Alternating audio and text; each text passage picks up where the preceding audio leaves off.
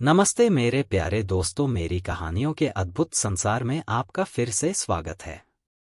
आज मैं आपके लिए एक ऐसी कहानी लेकर आया हूं जो सिर्फ बादशाह अकबर और बीरबल के किस्सों में चार चांद नहीं लगाएगी, बल्कि आपको जीवन, न्याय और इंसानियत के उन पहलुओं से रूबरू कराएगी जिन पर अक्सर हमारी नजर नहीं पड़ती। यह कहानी केवल एक कुएं और पानी की नहीं, बल्कि सत्ता, लालच और उस अदम्य मानवीय भावना की है जो हर अंधेरे में उम्मीद का दीपक जलाती है।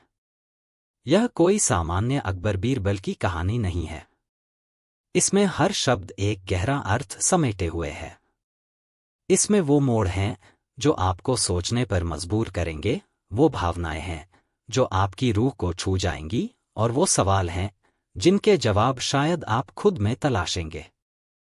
तो अपनी सीट बेल्ट बांध लीजिए, क्योंकि यह एक लंबी और गहन यात्रा होने वाली है।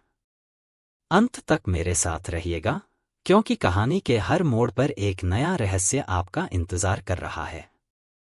अकबर, बीरबल और कुएं के पानी की अनसुनी दास्तान, जल का दाम, जीवन का संग्राम।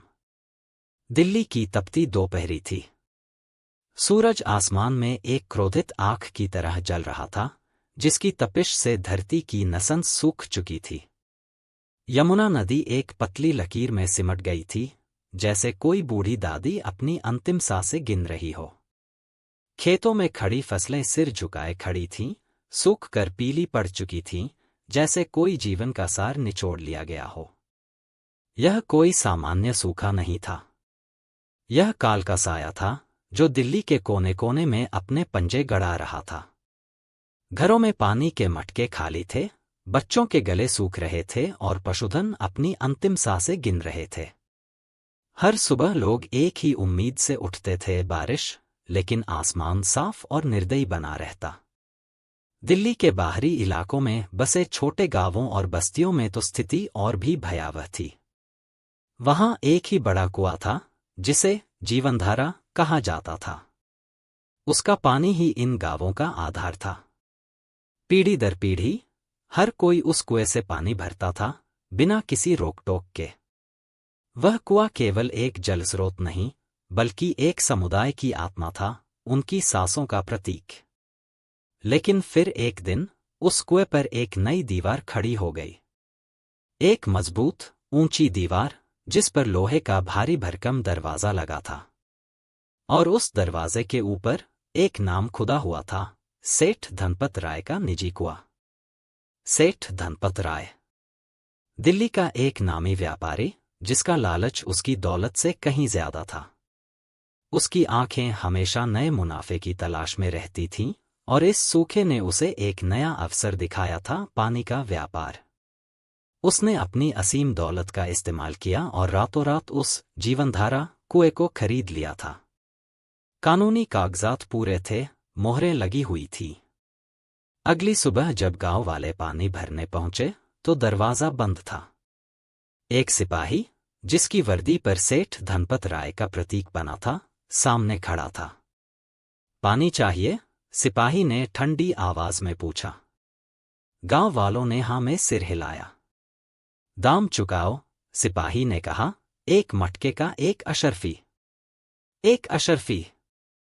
जिस अशर्फी से महीने भर का अनाज आ जाता था, उस अशर्फी से सिर्फ एक मटका पानी। गांव वालों की आंखें फटी रह गईं। यह तो लूट थी, सरासर डकैती। लेकिन उनके पास कोई चारा न था। प्यास इतनी गहरी थी कि एक एक करके, मजबूरन, कुछ लोगों ने अपनी गाढ़ी कमाई से एक एक अशर्फी निकाली। किसी ने अपनी बेटी की शादी के लिए बचाए गहने बेचे, किसी ने अपने खेत गिरवी रखे। पानी जीवन था, और अब वह जीवन सेठ की मुट्ठी में कैद था।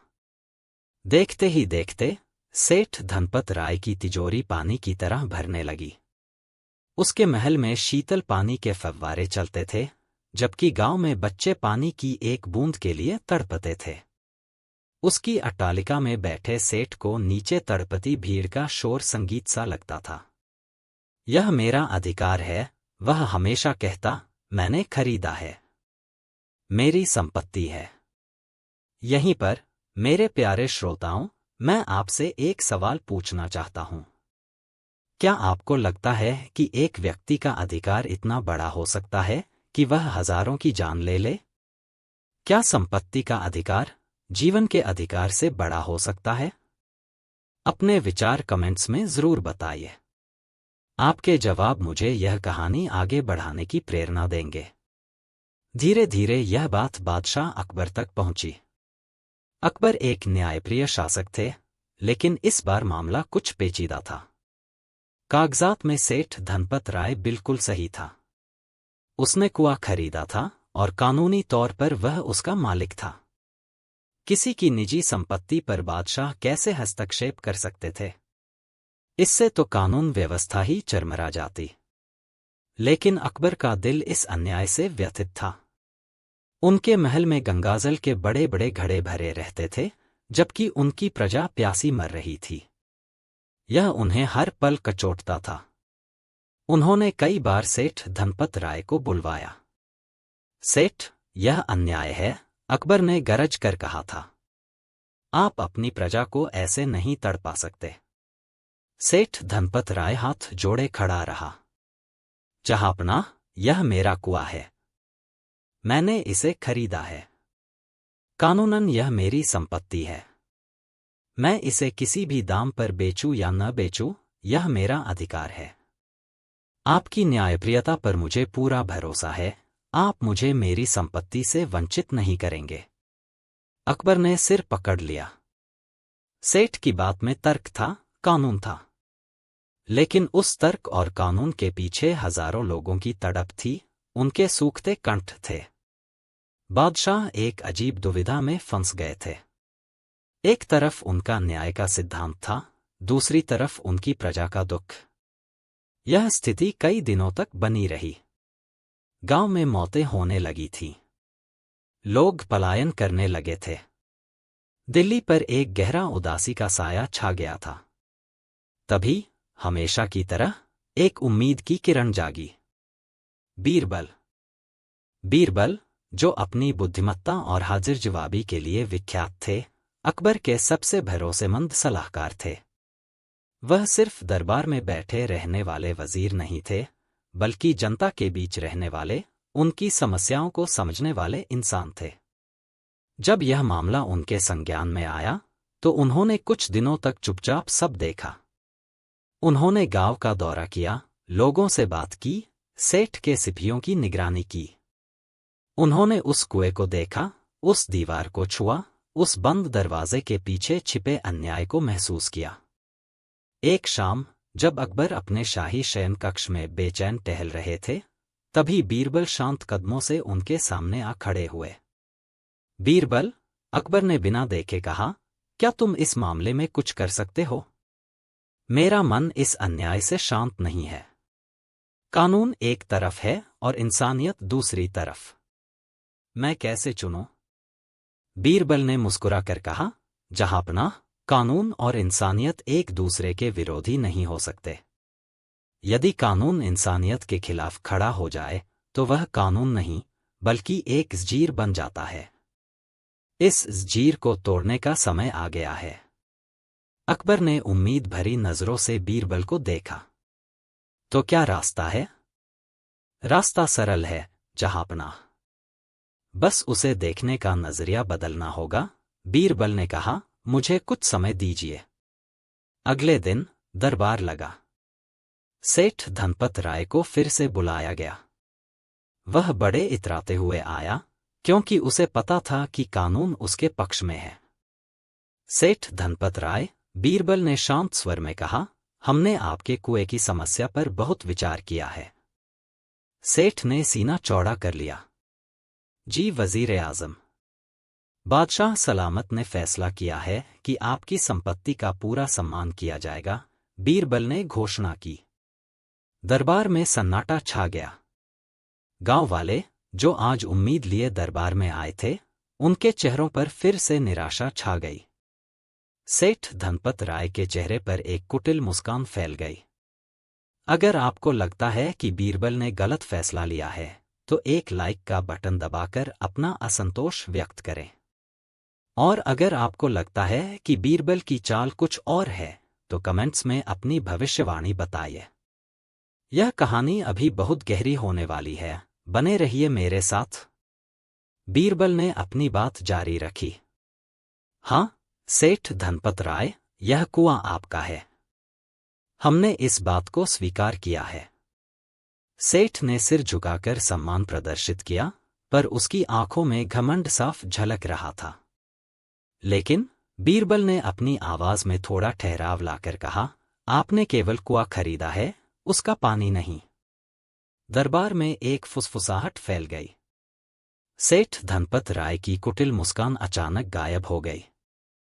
क्या मतलब, वजीर आजम? उसने सकपकाकर पूछा। बीरबल ने समझाया, जहांपनाह, जब सेठ धनपत राय ने जमीन खरीदी तो उसमें कुआं शामिल था। लेकिन पानी? पानी किसी की निजी संपत्ति कैसे हो सकता है? पानी तो प्रकृति की देन है, जीवन का आधार है। क्या सूरज की रोशनी, हवा और बारिश का पानी कोई खरीद सकता है? नहीं। कुआं एक पात्र है, लेकिन उसके अंदर का पानी, जो आकाश से वर्षा के रूप में आया है, वह किसी की मिल्कियत नहीं। सेठ धनपत राय का चेहरा सफेद पड़ गया। वह हड़बड़ा गया। यह कैसी बात है? कुआं मेरा है तो पानी भी मेरा ही हुआ ना? बीरबल ने ठंडी, निर्भीक आवाज में कहा, नहीं सेठ। कुआं आपका है, पर उसका पानी आपका नहीं। और चूंकि पानी आपका नहीं है, तो आप उसे बेच नहीं सकते। यदि आप उस पानी को अपने कुएं में रखेंगे, तो आप हमारी संपत्ति को अपनी निजी संपत्ति में रखने के दोषी होंगे। और इसके लिए आपको हमें किराया देना होगा। पूरे दरबार में एक गहरा सन्नाटा छा गया। सेठ धनपत राय के पसीने छूटने लगे। किराया? उसने लड़खड़ाती आवाज में पूछा। हाँ, किराया, बीरबल ने पुष्टि की। और यह किराया कम नहीं होगा। हर दिन, जब तक आपका कुआं हमारे पानी से भरा रहेगा, आपको उतनी अशर्फियां देनी होंगी जितनी आपने एक मटके के लिए ली थी। या फिर? बीरबल ने रुककर एक गहरी सांस ली, आपको अपने कुएं से हमारा पानी तुरंत निकालना होगा, ताकि लोग उसे बिना किसी रुकावट के इस्तेमाल कर सकें। सेठ धनपत राय के होश उड़ गए। यह तो उसकी अपनी चाल उस पर ही उल्टी पड़ गई थी। पानी बेचने से जितना मुनाफा नहीं हो रहा था, उससे कहीं ज्यादा तो उसे पानी अपने कुएं में रखने का किराया चुकाना पड़ जाएगा। और अगर वह पानी निकाल देता है, तो उसका कुआं खाली हो जाएगा और उसकी सारी हेकड़ी धरी की धरी रह जाएगी। बादशाह अकबर के चेहरे पर एक संतोष भरी मुस्कान आ गई। उनकी न्यायप्रियता और प्रजा के प्रति उनका प्रेम एक बार फिर बीरबल की बुद्धिमत्ता से सुरक्षित हो गया था। सेठ धनपत राय के पास कोई चारा न था। उसने घुटने टेक दिए।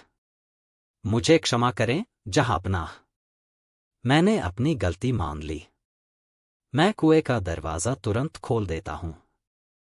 लोग जितना चाहें पानी ले सकते हैं। मुझे कोई किराया नहीं चाहिए और मैं कोई दाम नहीं लूंगा। इस घोषणा से दरबार में खुशी की लहर दौड़ गई। गांव वालों की आंखें कृतज्ञता से भर गईं। बीरबल ने एक बार फिर अपनी तीक्ष्ण बुद्धि से कानून और इंसानियत के बीच एक अद्भुत संतुलन स्थापित कर दिया था। मेरे प्यारे श्रोताओं, यह कहानी यहीं खत्म नहीं होती। यह तो बस एक शुरुआत है। यह सिर्फ एक कुएं के पानी की बात नहीं थी, यह उस सोच की बात थी जो लालच को बढ़ावा देती है। क्या आपको लगता है कि आज भी हमारे समाज में ऐसे सेठ धनपत राय मौजूद हैं, जो प्राकृतिक संसाधनों को अपनी संपत्ति मानकर बेच रहे हैं? कमेंट्स में अपनी राय जरूर दीजिए। यह बहुत जरूरी चर्चा है। बीरबल ने सेठ धनपत राय की ओर देखा, जिसकी हेकड़ी अब पूरी तरह निकल चुकी थी। याद रखना, सेठ, पानी प्रकृति की देन है और प्रकृति की कोई चीज कभी किसी की अकेली संपत्ति नहीं हो सकती। जीवन के स्रोतों पर सबका समान अधिकार है।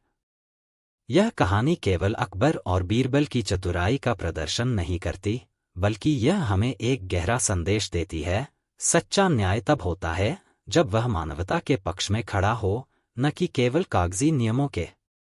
यह हमें सिखाती है कि लालच कितना भी शक्तिशाली क्यों न हो, सत्य और विवेक हमेशा उस पर विजय प्राप्त करते हैं।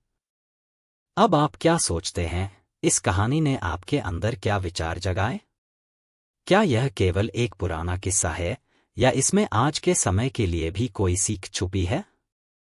मेरे प्यारे दर्शकों, अगर आपको यह कहानी पसंद आई, इसकी गहराई ने आपको छुआ और आपको लगा कि इसमें एक अनूठी सीख है, तो इस वीडियो को लाइक जरूर करें। अपने दोस्तों और परिवार के साथ शेयर करें ताकि यह संदेश ज्यादा से ज्यादा लोगों तक पहुंचे। और ऐसी ही अद्भुत, शक्तिशाली और अनसुनी कहानियों के लिए मेरे चैनल को सब्सक्राइब करना न भूलें। लेकिन रुकिए, क्या आपको लगता है कि सेठ धनपत राय इतनी आसानी से हार मान गया होगा? क्या वह अपनी हार का बदला नहीं लेगा? क्या बीरबल को इतनी आसानी से चैन की नींद सोने देगा? इस कहानी का अगला अध्याय और भी रहस्यमय और रोमांचक होने वाला है, जहां न्याय और प्रतिशोध के बीच की रेखा धूमिल पड़ने वाली है। सेठ धनपत राय के मन में अब केवल एक ही चीज घूम रही थी, अपमान का बदला। और यह बदला इतना आसान नहीं था जितना बीरबल ने सोचा था। इस कहानी के अगले भाग में हम जानेंगे कि कैसे सेठ धनपत राय ने एक ऐसी नई चाल चली जिसने पूरे साम्राज्य को हिला दिया और बीरबल को एक ऐसे नैतिक दुविधा में फंसा दिया जिसका समाधान करना लगभग असंभव था। क्या बीरबल एक बार फिर अपने तेज दिमाग से इस नई चुनौती को पार कर पाएंगे? यह जानने के लिए बने रहिए मेरे साथ। अगली बार तक के लिए विदा। और याद रखिए, हर कहानी सिर्फ शब्दों का संग्रह नहीं होती, वह जीवन का एक आईना होती है। नमस्कार दोस्तों और कहानी के दीवानों, आपका हमारे चैनल पर फिर से स्वागत है। आज हम आपको शहंशाह अकबर और उनके सबसे बुद्धिमान सलाहकार बीरबल की एक ऐसी कहानी सुनाने जा रहे हैं जो आपने पहले कभी नहीं सुनी होगी। ये कहानी सिर्फ हंसी मजाक या चतुराई की नहीं, बल्कि एक बहुत गहरे रहस्य और एक बड़ी साजिश की है। क्या आपने कभी सोचा है कि क्या कोई इंसान सच में सोना खा सकता है? या सोने की खदानों का मालिक होकर भी कोई भूखा रह सकता है? आज की कहानी इन्हीं सवालों के इर्द गिर्द घूमती है। तो कुर्सी की पेटी बांध लीजिए, क्योंकि हम आपको ले जाने वाले हैं मुगल सल्तनत के उस दौर में जहां एक अफवाह ने पूरे आगरा में तहलका मचा दिया था। अध्याय 1, आगरा में फैली एक अजीब अफवाह। यह उन दिनों की बात है जब शहंशाह अकबर का साम्राज्य दूर दूर तक फैला हुआ था और उनकी हुकूमत का सूरज बुलंदी पर था। सब कुछ ठीक चल रहा था, लेकिन अचानक एक दिन आगरा की गलियों, बाजारों और चौपालों पर एक अजीब सी कानाफूसी शुरू हो गई। एक ऐसी बात जो दबी जुबान में शुरू हुई और देखते ही देखते आग की तरह पूरे शहर में फैल गई। अफवाह थी, क्या तुम्हें पता है, हमारे शहंशाह अकबर से भी अमीर एक बादशाह है। एक ऐसा बादशाह जो अनाज नहीं, सोना खाता है। उसके लिए खाना सोने की खदानों से आता है। पहले तो लोगों ने इसे मजाक समझा, लेकिन यह बात रुकने का नाम ही नहीं ले रही थी। हर कोई इसी पर चर्चा कर रहा था। कोई कहता, मैंने एक सौदागर से सुना है, उस बादशाह की रोटियां सोने के वर्क से नहीं, बल्कि सोने के आटे से बनती हैं। दूसरा कहता, अरे, उसके तो पीने का पानी भी पिघले हुए सोने का होता है। यह अफवाह धीरे धीरे लोगों के मन में घर करने लगी। कुछ लोग शहंशाह अकबर की दौलत पर शक करने लगे, तो कुछ सोचने लगे कि क्या सच में कोई ऐसा बादशाह हो सकता है। इस बात ने लोगों के बीच एक बेचैनी पैदा कर दी। बात जब शहंशाह अकबर के कानों तक पहुंची, तो वह हैरान रह गए। उन्हें गुस्सा भी आया और चिंता भी हुई। यह कौन सी बेतुकी बात है? हमारी प्रजा हमारे बारे में क्या सोच रही होगी? कौन है यह बादशाह जो सोना खाता है, और यह अफवाह कौन फैला रहा है? ऑडियंस से पहला सवाल दोस्तों, आपको क्या लगता है? क्या सच में ऐसा कोई बादशाह हो सकता है जो सोना खाता हो? या यह किसी की सोची समझी साजिश है? अपनी राय हमें नीचे कमेंट्स में जरूर बताइएगा।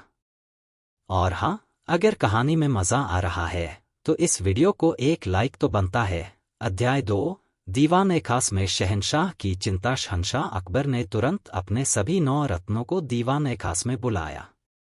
दरबार में एक अजीब सी खामोशी थी। शहंशाह का चेहरा गंभीर था। उन्होंने ऊंची आवाज में कहा, आप सब हमारे साम्राज्य के सबसे काबिल लोग हैं। क्या आपके कानों तक आगरा में फैल रही वो बेबुनियाद अफवाह पहुंची है? सारे मंत्री एक दूसरे का मुंह देखने लगे। किसी की हिम्मत नहीं हुई कुछ कहने की। अकबर गरजे, हम पूछते हैं, यह क्या बकवास है?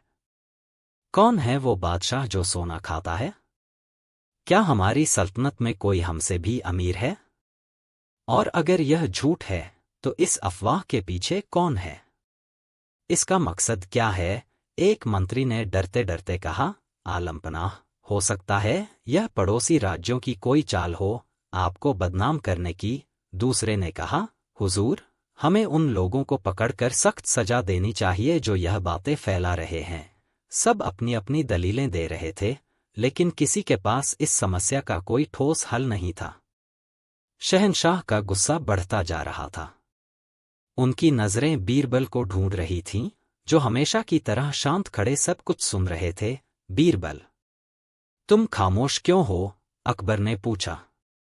क्या तुम्हारे पास इस मसले का कोई हल नहीं है?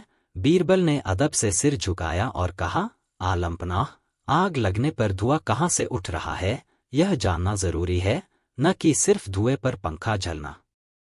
यह अफवाह सिर्फ एक बात नहीं, बल्कि एक गहरा रहस्य है। हमें इसकी जड़ तक पहुंचना होगा। तो तुम क्या कहते हो? हमें क्या करना चाहिए? अकबर ने उत्सुकता से पूछा। बीरबल ने मुस्कुराते हुए कहा, जहांपनाह, आप मुझे 7 दिन का समय दीजिए।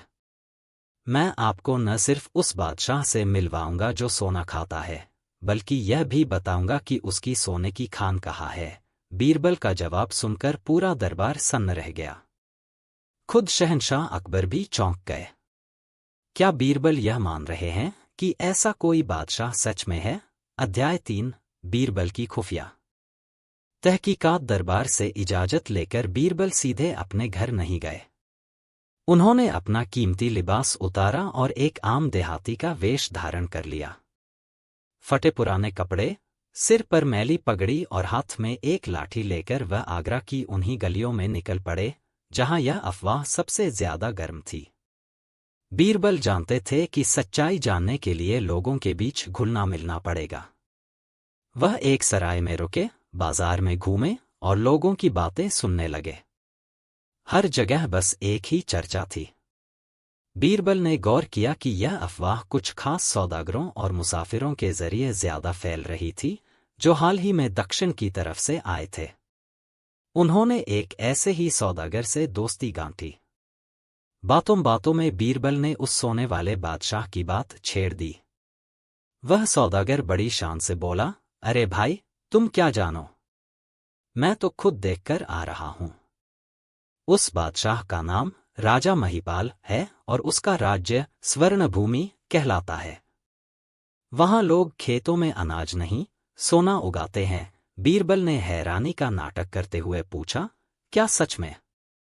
ऐसा कैसे हो सकता है? सौदागर बोला, क्यों नहीं हो सकता? उनकी जमीन ही ऐसी है। और उनका बादशाह तो सिर्फ सोने की बनी चीजें ही खाता है। बीरबल को दाल में कुछ काला नजर आया। एक ही कहानी को अलग अलग लोग नमक मिर्च लगाकर सुना रहे थे। उन्होंने उस सौदागर पर नजर रखनी शुरू कर दी। 4 दिन की जासूसी के बाद बीरबल ने पाया कि वह सौदागर रात में शहर के बाहर एक खंडहर में किसी से मिलने जाता है। बीरबल छिपकर उस खंडहर तक पहुंचे। उन्होंने जो देखा और सुना, उससे उनके होश उड़ गए। वह सौदागर असल में पड़ोसी राज्य का एक जासूस था और उसका काम ही यही था कि वह अकबर की सल्तनत में ऐसी झूठी अफवाहें फैलाए जिससे प्रजा का भरोसा अपने बादशाह से उठ जाए और लोग लालच में पड़कर विद्रोह कर दें। उनका मकसद था कि लोग खेती बाड़ी छोड़कर सोने की खोज में लग जाए, जिससे मुगल साम्राज्य में अकाल पड़ जाए और अर्थव्यवस्था चौपट हो जाए। अब बीरबल के सामने पूरी साजिश की तस्वीर साफ हो चुकी थी, लेकिन वह सीधे शहंशाह के पास जाकर यह सब नहीं बता सकते थे। उन्हें इस साजिश का पर्दाफाश पूरे दरबार और पूरी प्रजा के सामने करना था, ताकि सबको एक बड़ी सीख मिल सके। कहानी के बीच में अपील दोस्तों, कहानी अब एक बहुत ही रोमांचक मोड़ पर आ चुकी है। बीरबल ने साजिश का तो पता लगा लिया, लेकिन वह इसका पर्दाफाश कैसे करेंगे? यह जानने के लिए कहानी को अंत तक जरूर देखिएगा। और अगर आप हमारे चैनल पर नए हैं तो अभी सब्सक्राइब का बटन दबा दीजिए और बेल आइकॉन को भी ऑन कर लीजिए, ताकि आप हमारी कोई भी मजेदार कहानी मिस न करें। चलिए अब आगे बढ़ते हैं। अध्याय 4, बीरबल की वापसी और एक अनोखी घोषणा। 7वें दिन बीरबल दरबार में हाजिर हुए। उनके चेहरे पर एक रहस्यमयी मुस्कान थी। शहंशाह अकबर ने बेसब्री से पूछा, बीरबल, क्या तुम उस बादशाह का पता लगा पाए? कहाँ है वो? बीरबल ने कहा, जी जहांपनाह, मैंने न सिर्फ उस बादशाह का पता लगा लिया है, बल्कि उसकी सोने की खान भी ढूंढ निकाली है। पूरे दरबार में हलचल मच गई। क्या? सच में? बीरबल बोले, आलमपनाह, वह बादशाह कोई और नहीं, बल्कि हमारे ही साम्राज्य का एक नागरिक है, और उसकी सोने की खान भी यहीं मौजूद है। मैं कल आप सबको उससे मिलवाना चाहता हूं। इसके लिए एक भव्य भोज का आयोजन किया जाए। अकबर हैरान थे। भोज? ठीक है, जैसा तुम कहो। अगले दिन शाही बाग में एक शानदार दावत का इंतजाम किया गया। आगरा के सभी बड़े बड़े अमीर, मंत्री और आम प्रजा के कुछ लोगों को भी बुलाया गया। सब लोग यह देखने के लिए उत्सुक थे कि आखिर वो कौन है जो सोना खाता है। सब लोग जमा हो गए, लेकिन बीरबल ने किसी को नहीं बुलाया। शहंशाह का सब्र जवाब दे रहा था। उन्होंने पूछा, बीरबल, कहाँ है वो बादशाह? बीरबल ने कहा, बस कुछ पल और जहांपनाह। तभी बीरबल के इशारे पर 2 सिपाही एक बहुत ही गरीब, बूढ़े किसान को लेकर आए। उसके कपड़े मैले थे, हाथ पैर मिट्टी से सने हुए थे और चेहरे पर झुर्रियां थीं। उसे सीधा शहंशाह के पास लाया गया। पूरा दरबार हैरान था। यह है वो बादशाह? एक मंत्री ने फुसफुसाकर कहा। अकबर भी गुस्से में थे। बीरबल, यह क्या मजाक है? हमने एक बादशाह की बात की थी और तुम इस फटेहाल किसान को ले आए। बीरबल मुस्कुराए और उस किसान के सामने एक थाली रखी, जिसमें सोने की अशर्फियां भरी हुई थी। उन्होंने किसान से कहा, बाबा, यह लीजिए, यह आपका भोजन है, इसे खाइए। बूढ़ा किसान डर गया और हाथ जोड़कर बोला, हुजूर, यह आप क्या कह रहे हैं? मैं तो एक गरीब किसान हूं, मैं सोना कैसे खा सकता हूं? मैं तो अपनी मेहनत से उगाई रोटी खाता हूं। अब बीरबल शहंशाह अकबर और पूरे दरबार की ओर मुड़े। उनकी आवाज में एक गंभीरता थी। अध्याय 5, सोने की खान का असली मतलब। बीरबल ने ऊंची आवाज में कहा, शहंशाह सलामत और दरबार में मौजूद सभी लोगों, आप सब जिस बादशाह से मिलना चाहते थे, जो सोना खाता है, वो यही है। यही है वो इंसान जिसकी वजह से हमारी सल्तनत चलती है। सब लोग हैरान होकर एक दूसरे को देखने लगे।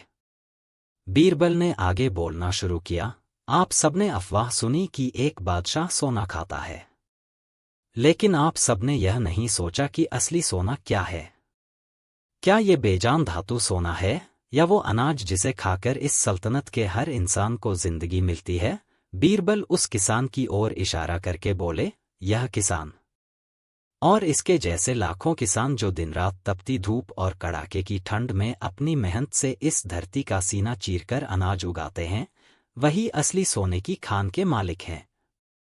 जिस दिन यह किसान अपनी मेहनत से उगाया हुआ सोना यानी अनाज हमें देना बंद कर देंगे, उस दिन आपकी तिजोरियों में भरा यह धातु का सोना किसी काम का नहीं रहेगा। आप इसे खाकर अपनी भूख नहीं मिटा सकते।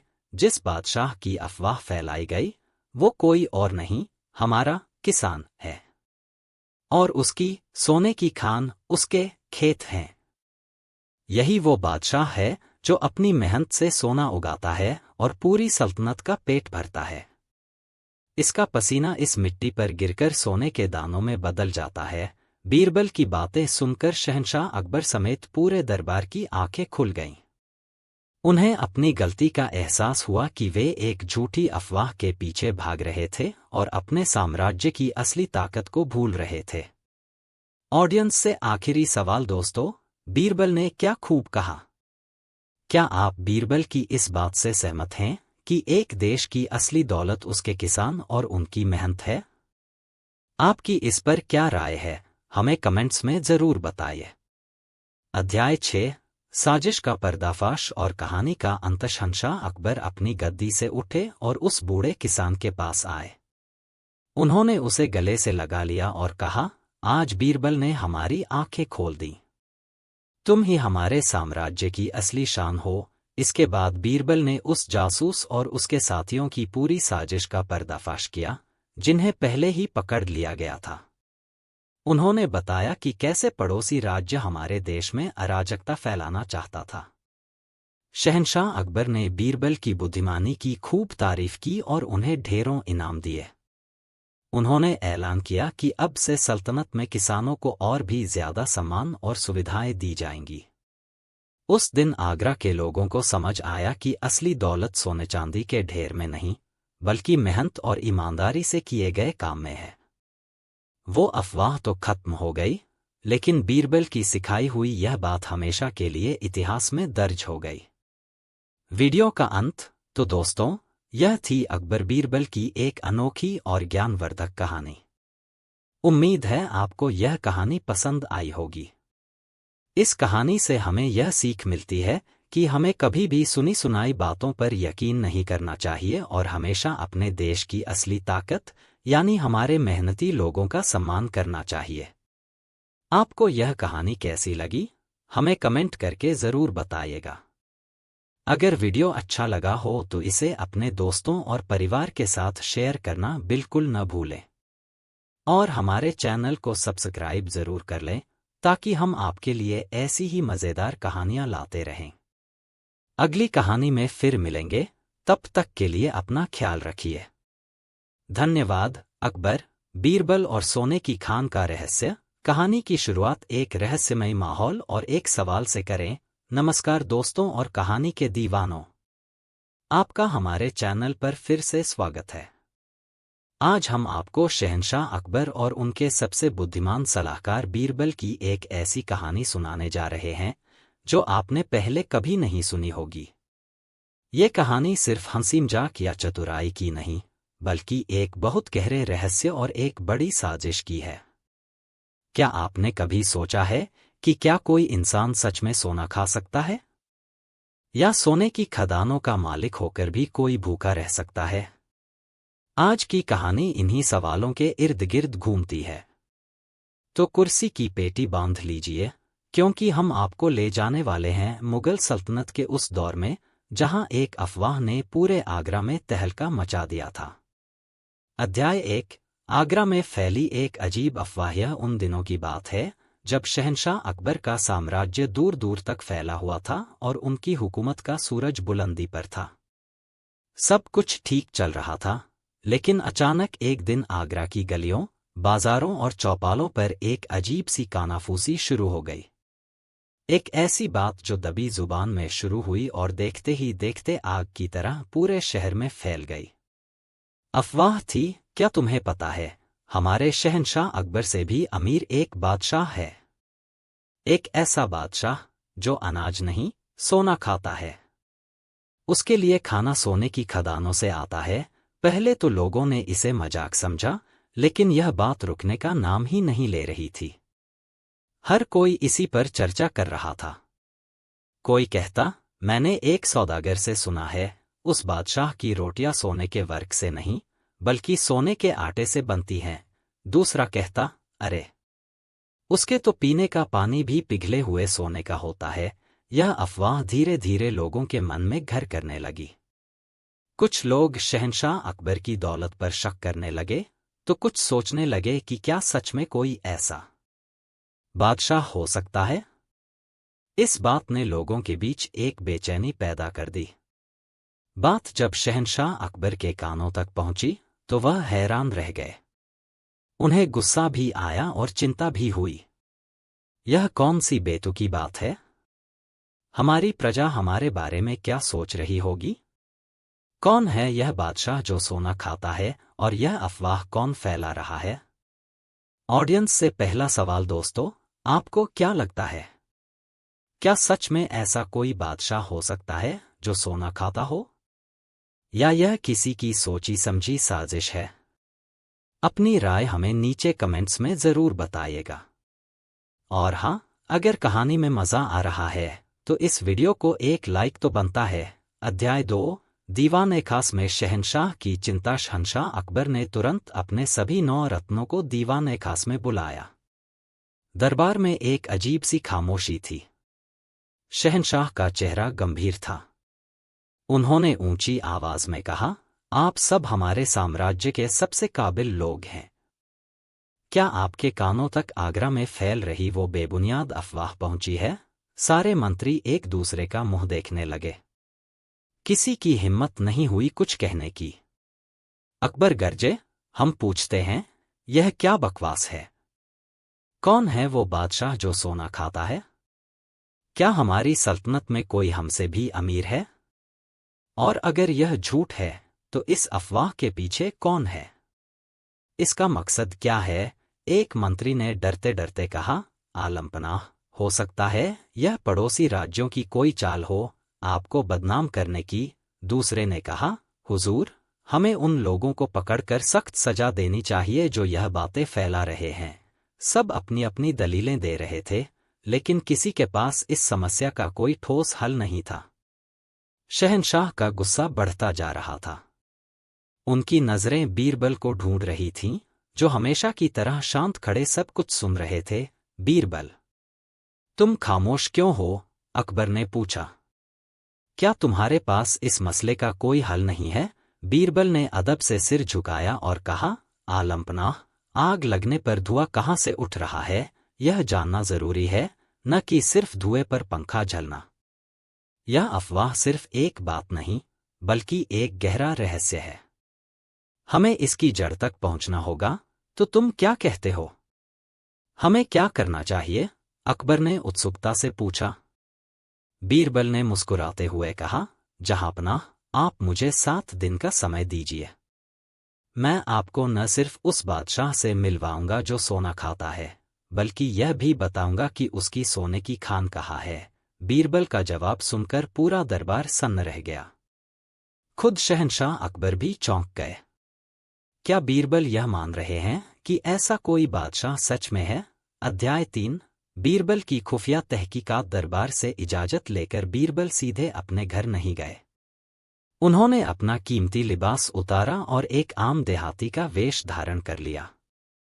फटे पुराने कपड़े, सिर पर मैली पगड़ी और हाथ में एक लाठी लेकर वह आगरा की उन्हीं गलियों में निकल पड़े जहां यह अफवाह सबसे ज्यादा गर्म थी। बीरबल जानते थे कि सच्चाई जानने के लिए लोगों के बीच घुलना मिलना पड़ेगा। वह एक सराय में रुके, बाजार में घूमे और लोगों की बातें सुनने लगे। हर जगह बस एक ही चर्चा थी। बीरबल ने गौर किया कि यह अफवाह कुछ खास सौदागरों और मुसाफिरों के जरिए ज्यादा फैल रही थी, जो हाल ही में दक्षिण की तरफ से आए थे। उन्होंने एक ऐसे ही सौदागर से दोस्ती गांठी। बातों बातों में बीरबल ने उस सोने वाले बादशाह की बात छेड़ दी। वह सौदागर बड़ी शान से बोला, अरे भाई, तुम क्या जानो? मैं तो खुद देखकर आ रहा हूं। उस बादशाह का नाम राजा महिपाल है और उसका राज्य स्वर्णभूमि कहलाता है। वहां लोग खेतों में अनाज नहीं, सोना उगाते हैं। बीरबल ने हैरानी का नाटक करते हुए पूछा, क्या सच में? ऐसा कैसे हो सकता है? सौदागर बोला, क्यों नहीं हो सकता? उनकी जमीन ही ऐसी है। और उनका बादशाह तो सिर्फ सोने की बनी चीजें ही खाता है। बीरबल को दाल में कुछ काला नजर आया। एक ही कहानी को अलग अलग लोग नमक मिर्च लगाकर सुना रहे थे। उन्होंने उस सौदागर पर नजर रखनी शुरू कर दी। 4 दिन की जासूसी के बाद बीरबल ने पाया कि वह सौदागर रात में शहर के बाहर एक खंडहर में किसी से मिलने जाता है। बीरबल छिपकर उस खंडहर तक पहुंचे। उन्होंने जो देखा और सुना, उससे उनके होश उड़ गए।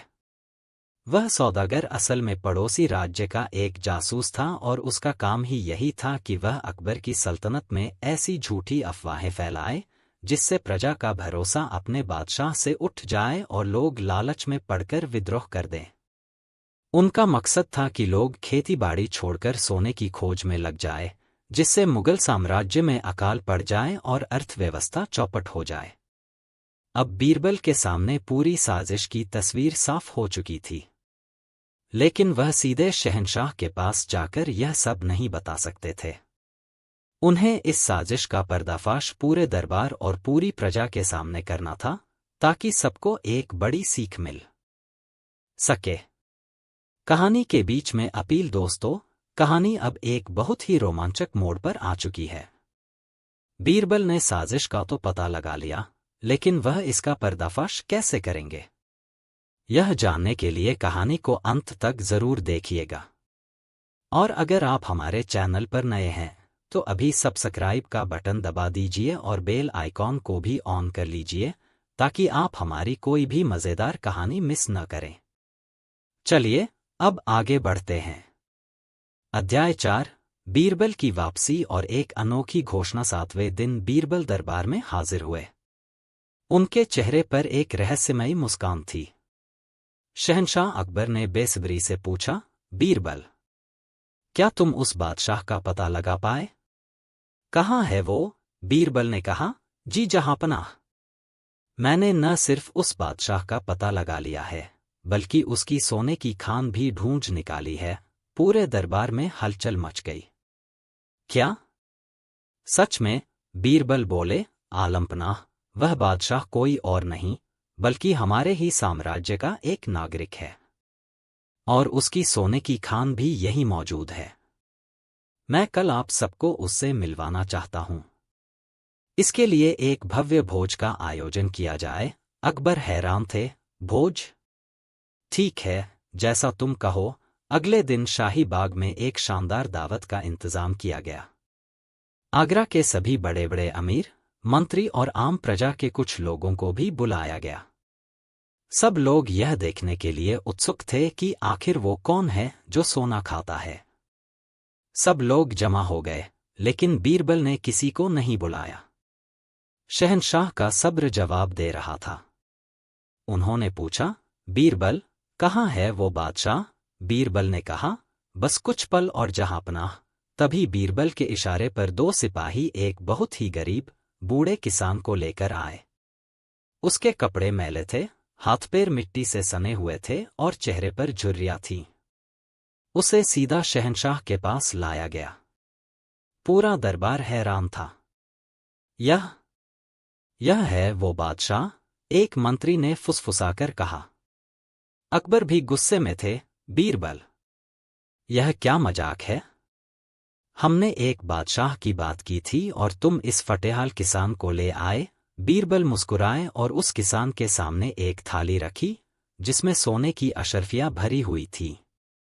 उन्होंने किसान से कहा, बाबा, यह लीजिए, यह आपका भोजन है, इसे खाइए। बूढ़ा किसान डर गया और हाथ जोड़कर बोला, हुजूर, यह आप क्या कह रहे हैं? मैं तो एक गरीब किसान हूं, मैं सोना कैसे खा सकता हूं? मैं तो अपनी मेहनत से उगाई रोटी खाता हूं।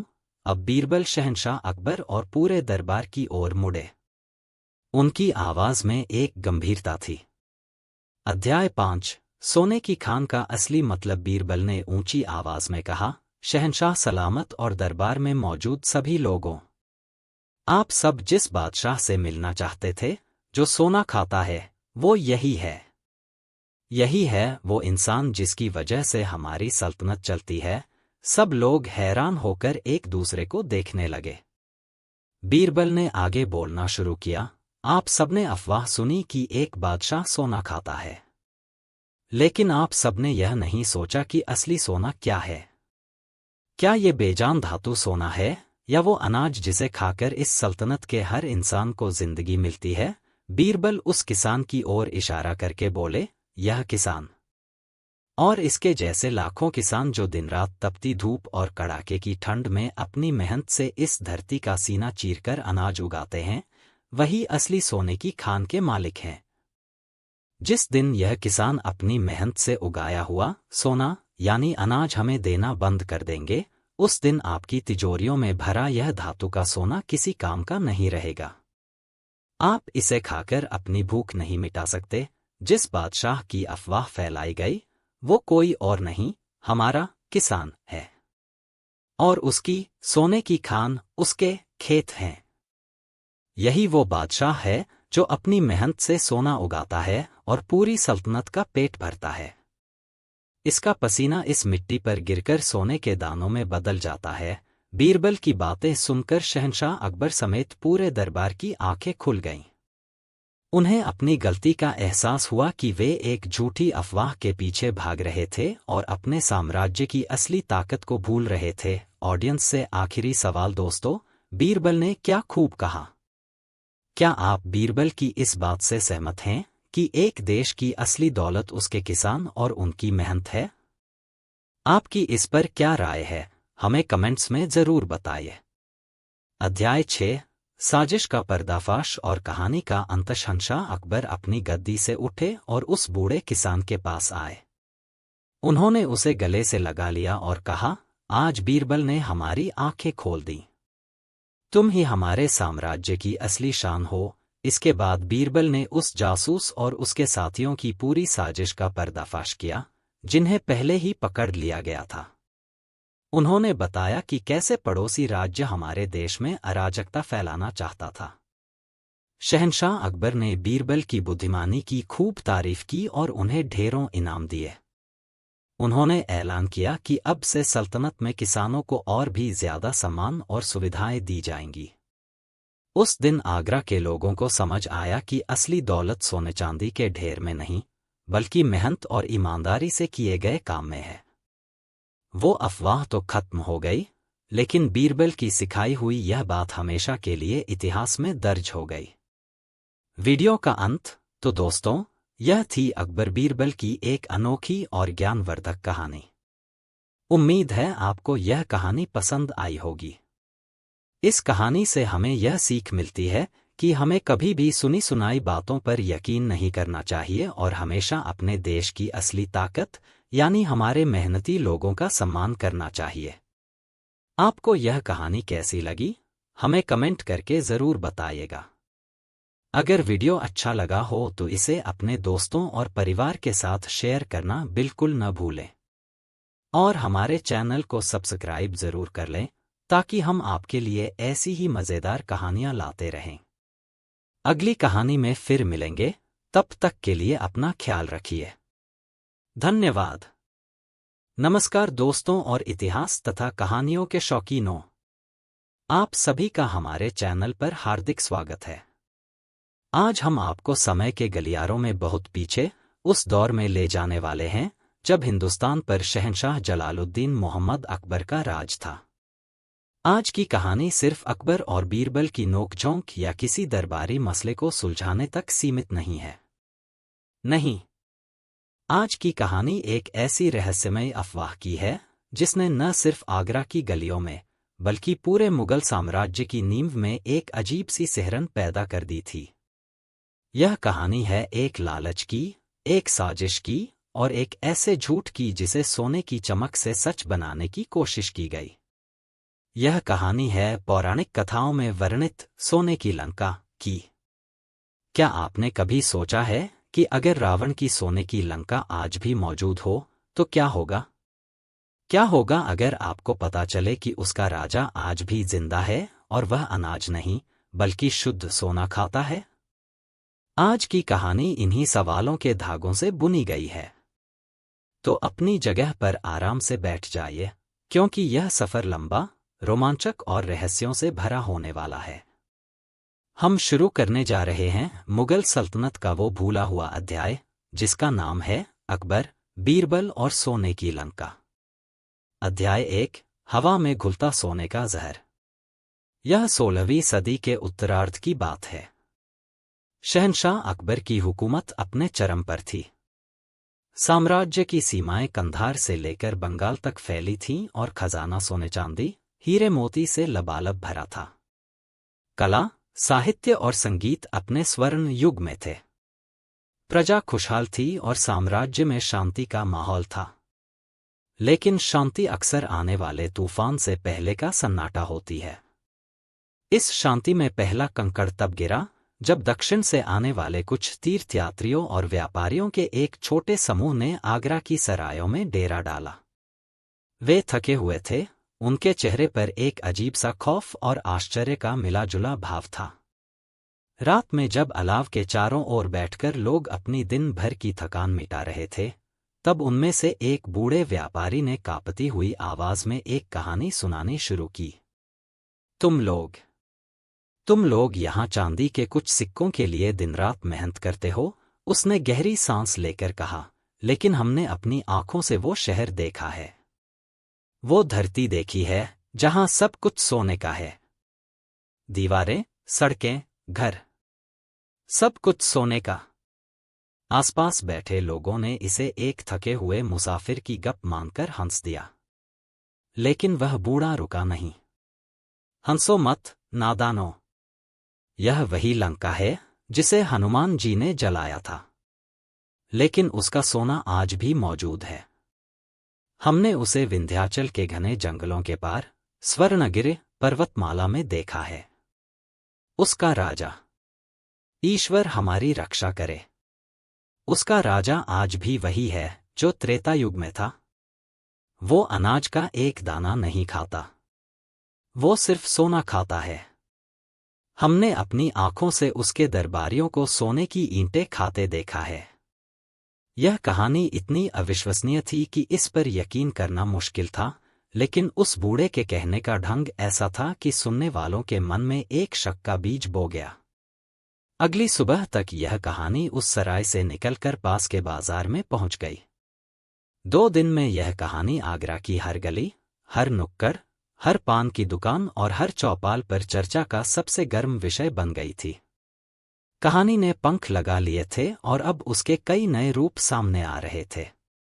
एक फकीर, जो खुद को दिव्य शक्तियों वाला बताता था, जामा मस्जिद की सीढ़ियों पर बैठकर लोगों को सुना रहा था, अरे गाफिल इंसानों, यह कलयुग का अंत है। धरती अपना छिपा हुआ खजाना बाहर उगल रही है। सोने की लंका फिर से प्रकट हो गई है। उसका राजा विभीषण का ही वंशज है, जिसे अमरता का वरदान प्राप्त है। वह अपने पूर्वज रावण की तरह ही सोने का उपासक है। उसकी प्रजा खेतों में गेहूं नहीं, सोने के बिस्किट उगाती है। एक ईरानी घोड़ों के सौदागर ने अपनी आलीशान हवेली में चल रही महफिल में जाम टकराते हुए कहा, मैंने अपने जासूसों से पता करवाया है, बात सच है। उस राज्य का नाम स्वर्णलंका है। वहां पानी की जगह नदियों में पिघला हुआ सोना बहता है। वहां के बच्चे मिट्टी के नहीं, सोने के खिलौनों से खेलते हैं। यह अफवाह एक मीठे जहर की तरह थी, जो धीरे धीरे लोगों के दिलों दिमाग में उतर रही थी। इसका असर भी दिखने लगा था। सब अपनी अपनी राय दे रहे थे, लेकिन किसी के पास इस समस्या का कोई ठोस समाधान नहीं था। शहंशाह का गुस्सा और चिंता दोनों बढ़ते जा रहे थे। उनकी नजरें उस एक शख्स को ढूंढ रही थीं, जो हमेशा की तरह खामोश, सब कुछ सुन रहा था और उसके चेहरे पर हल्की सी मुस्कान थी। बीरबल, अकबर की आवाज में अब एक उम्मीद थी। तुम इस मसले पर चुप क्यों हो? क्या तुम्हारे पास कहने को कुछ नहीं है? या तुमने भी उस सोने की लंका की कहानी को सच मान लिया है? पूरा दरबार बीरबल की ओर देखने लगा। बीरबल ने धीरे से अपना सिर उठाया, शहंशाह को सलाम किया और कहा, जहांपनाह, आग को फूंक मारकर बुझाने की कोशिश करने वाला मूर्ख होता है। हवा के रुकने का इंतजार करना चाहिए या फिर पानी का सही इस्तेमाल करना चाहिए। पहेलियां मत बुझाओ, बीरबल, अकबर गरजे। साफ साफ कहो, हमें क्या करना चाहिए? बीरबल ने अपनी वही रहस्यमयी मुस्कान बनाए रखते हुए कहा, आलमपनाह, लोगों को सोने की लंका देखनी है, ऐ ना? लोगों को उस बादशाह से मिलना है जो सोना खाता है, ऐ ना? हाँ, तो? अकबर ने उलझन से पूछा। तो हम उन्हें सोने की लंका दिखाएंगे भी और उस बादशाह से मिलवाएंगे भी, बीरबल ने इतनी सहजता से कहा, मानो यह कोई बच्चों का खेल हो। बीरबल का जवाब सुनकर पूरा दरबार सन्न रह गया। राजा टोडरमल ने कहा, यह आप क्या कह रहे हैं, बीरबल? आप एक झूठ को सच कैसे साबित करेंगे? बीरबल ने कहा, हम झूठ को सच साबित नहीं करेंगे, हम सच को इतने भव्य तरीके से सामने लाएंगे कि झूठ की चमक उसके सामने फीकी पड़ जाएगी। तुम्हारा मतलब क्या है? अकबर ने उत्सुकता से पूछा। बीरबल ने कहा, जहांपनाह, आप बस मुझ पर भरोसा रखिए और मुझे 1 महीने का समय दीजिए। मुझे कुछ संसाधन और पूरी छूट चाहिए होगी। मैं वादा करता हूं, 1 महीने बाद आपकी प्रजा के मन में सोने की लंका का लालच नहीं, बल्कि आपके साम्राज्य का गौरव होगा। और हम उस साजिश करने वाले को भी पकड़ लेंगे जो इस अफवाह के पीछे है। अकबर बीरबल को जानते थे। उनकी बातों में हमेशा कोई गहरा राज छिपा होता था। उन्होंने एक गहरी सांस ली और कहा, ठीक है बीरबल, हम तुम्हें 1 महीने का समय देते हैं। तुम्हें जो चाहिए मिलेगा। लेकिन याद रखना, इस बार दाव पर सिर्फ तुम्हारी बुद्धिमानी नहीं, बल्कि पूरे मुगल साम्राज्य की इज्जत लगी है। बीरबल ने सिर झुकाया और कहा, साम्राज्य की इज्जत उसके शहंशाह और उसकी प्रजा के भरोसे से बनती है, जहांपनाह। और मैं उस भरोसे को टूटने नहीं दूंगा। दरबार खत्म हो गया, लेकिन सबके मन में एक ही सवाल था, आखिर बीरबल करने क्या वाले हैं? अध्याय 3, बीरबल का भेस और रहस्यों का सफर। दरबार से इजाजत लेकर बीरबल सीधे अपने घर नहीं गए और न ही उन्होंने कोई शाही फरमान जारी किया। उन्होंने कुछ ऐसा किया जिसकी किसी ने कल्पना भी नहीं की थी। उन्होंने अपने वफादार सेवकों की मदद से अपना हुलिया पूरी तरह से बदल लिया। कीमती शाही लिबास की जगह उन्होंने एक मामूली ज्योतिषी और भविष्यवक्ता का भगवा चोगा पहन लिया। माथे पर भस्म, गले में रुद्राक्ष की मालाएं और हाथ में एक पोथी और एक छोटा सा कमंडल लेकर वह बीरबल से पंडित ज्ञानसागर बन गए। बीरबल जानते थे कि इस साजिश की जड़ें बहुत गहरी हैं और सच्चाई जानने के लिए उन्हें लोगों के बीच उन्हीं का बनकर उतरना होगा। उन्होंने अपने कुछ सबसे भरोसेमंद जासूसों को अलग अलग भेस में अपने साथ लिया और आगरा की उन्हीं सरायों और बाजारों की खाक छाननी शुरू कर दी जहां से यह अफवाह फैली थी। कहानी के बीच में अपील। दोस्तों, कहानी अब एक जासूसी मोड़ ले चुकी है। बीरबल एक ज्योतिषी के भेस में निकल पड़े हैं सच्चाई का पता लगाने। क्या वह कामयाब हो पाएंगे? क्या वह उन साजिशकर्ताओं तक पहुंच पाएंगे जो पूरे साम्राज्य में यह जहर घोल रहे हैं? यह जानने के लिए कहानी में हमारे साथ बने रहिए। और अगर आपको बीरबल का यह नया अंदाज पसंद आ रहा है तो जल्दी से सब्सक्राइब बटन दबा दीजिए और हाँ, उस घंटी वाले आइकॉन को भी जरूर दबाएगा ताकि हमारी अगली कहानी की सूचना आप तक सबसे पहले पहुंचे। चलिए अब पंडित ज्ञानसागर जी के साथ इस रहस्यमयी सफर पर आगे बढ़ते हैं। भाग 1, अफवाह की नब्ज पकड़ना। पंडित ज्ञानसागर बने बीरबल ने एक बाजार के कोने में अपना आसन जमा लिया। वह लोगों की हथेलियां देखकर उनका भविष्य बताने लगे। लेकिन उनका असली मकसद लोगों का भविष्य बताना नहीं, बल्कि उनके मन की बात जानना था। जो भी उनके पास आता, वह बातों बातों में सोने की लंका की बात छेड़ देते। एक सिपाही आया, जिसने पूछा, पंडित जी, मेरी किस्मत में तरक्की कब है? बीरबल ने उसकी हथेली देखकर कहा, पुत्र, तुम्हारी किस्मत में धन तो बहुत है, लेकिन वह तलवार से नहीं, फावड़े से मिलेगा। तुम्हारी रेखाएं बता रही हैं कि तुम्हारी किस्मत दक्षिण दिशा में चमकेगी। यह सुनते ही सिपाही के चेहरे पर चमक आ गई। एक व्यापारी आया, जिसने अपने डूबते व्यापार के बारे में पूछा। बीरबल ने कहा, सेठ जी, आप गलत व्यापार में पैसा लगा रहे हैं। कपड़े और मसालों का समय गया, अब तो सोने का समय है। आपकी किस्मत का ताला स्वर्ण भूमि की चाबी से ही खुलेगा। इस तरह बीरबल लोगों के मन में पहले से मौजूद लालच को और हवा दे रहे थे, ताकि असली साजिशकर्ता खुद ब खुद उनकी ओर खिंचे चले आएं। और ऐसा ही हुआ। 3 दिन बाद, रात के अंधेरे में, एक नकाबपोश आदमी पंडित ज्ञानसागर की कुटिया में आया। उसने बीरबल के सामने सोने की एक मोहर रखते हुए कहा, पंडित जी, हमने आपके बारे में बहुत सुना है। आप बहुत ज्ञानी हैं। क्या आप हमें बता सकते हैं